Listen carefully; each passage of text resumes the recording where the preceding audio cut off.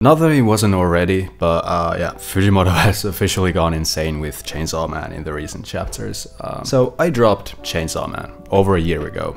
Not because I wasn't enjoying it, but because I kinda suck at keeping up with ongoing series, and Chainsaw Man is an especially difficult series to keep up with in my opinion. But I finally binged like the 50 plus chapters I had left today, and I gotta say I genuinely thought this series or this author couldn't possibly surprise me or shock me anymore.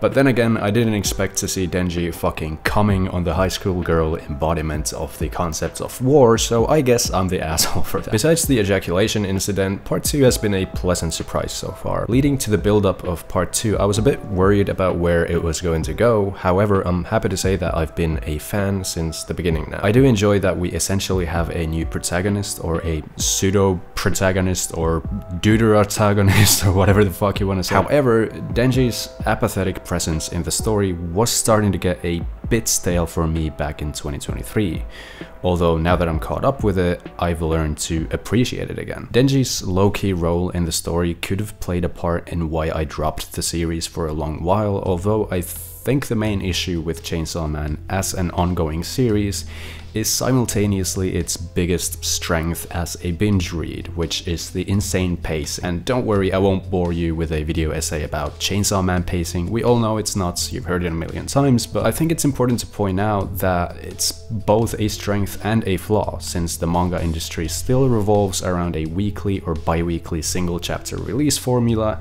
and Chainsaw Man would be a more enjoyable experience if it was released in bulks of 10 chapters a few times a year, but that's just my opinion. And I get that, especially with this kind of frantic storytelling, it is probably more addicting to people who want to come back every single week and discuss it and all that stuff. And I probably shouldn't complain because I always have the opportunity to just wait and buy the volume, but the itch is so big to just check out the new chapter when everyone and their mother is talking about the Shinji Ikari chapter. I wouldn't go as far as to say that part 2 is better than part 1, not yet at least, but it is arguably funnier. I was laughing my ass off today at all the Yoru, Asa, Denji weird love triangle horseshit, and Fujimoto's character art has surprisingly evolved quite a bit since part 1. I'm especially a fan of the confused, deadpan brain aneurysm faces the characters seem to be making for either zero reason or all of the possible reasons. The characters of Asa, Yoru, and Nayuta are interesting to look at as kind of a,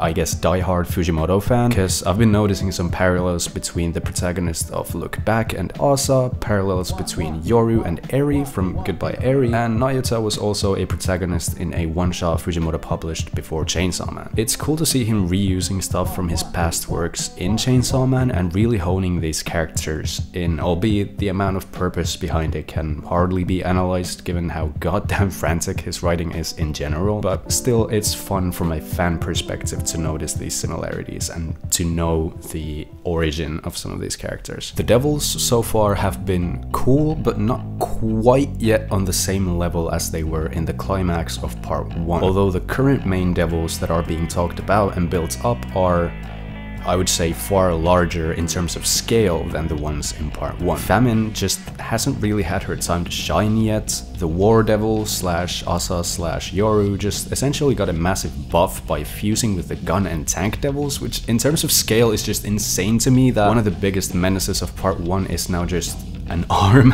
Justice Devil design-wise was incredible but short-lived, and the same basically goes for the Falling Devil, which, given the context of part 1 and the overarching power system in Chainsaw Man, if you want to call it a power system, it's just insane to me that a Primal Fear didn't have a larger impact.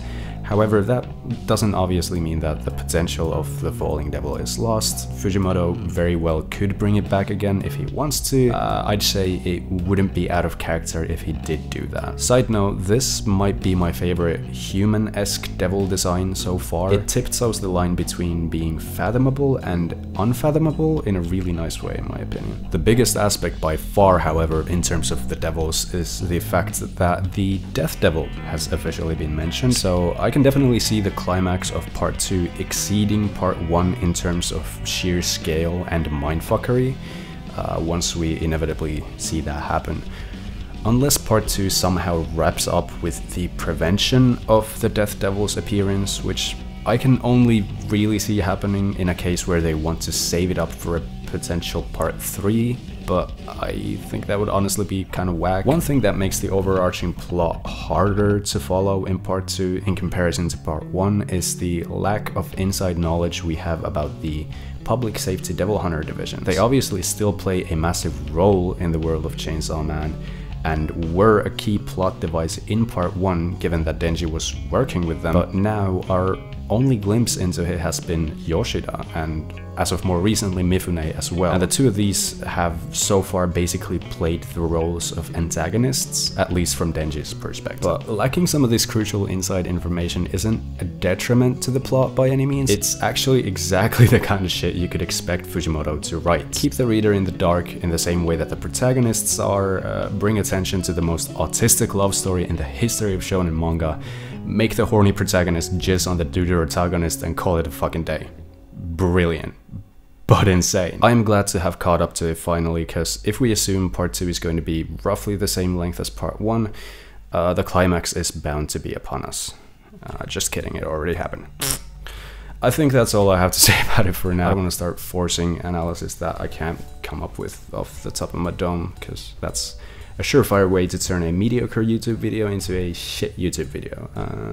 But if you want to see more mediocre YouTube videos though, make sure you subscribe. Also check out my Spotify, I just put out some new demos recently, and all the music you hear in these videos were made by me, and then I post them on there in case people want to listen to them, so if you like what you hear, go check it out. We're also working on a top secret band project with a few friends of mine that I'm going to announce soon, so keep an eye out. Thank you to all my patrons, and a special shout out to Crimson Nomad. I apologize for forgetting the shout out on the Hunter x Hunter video, but that's it. Stay safe and don't forget to watch behind your ears.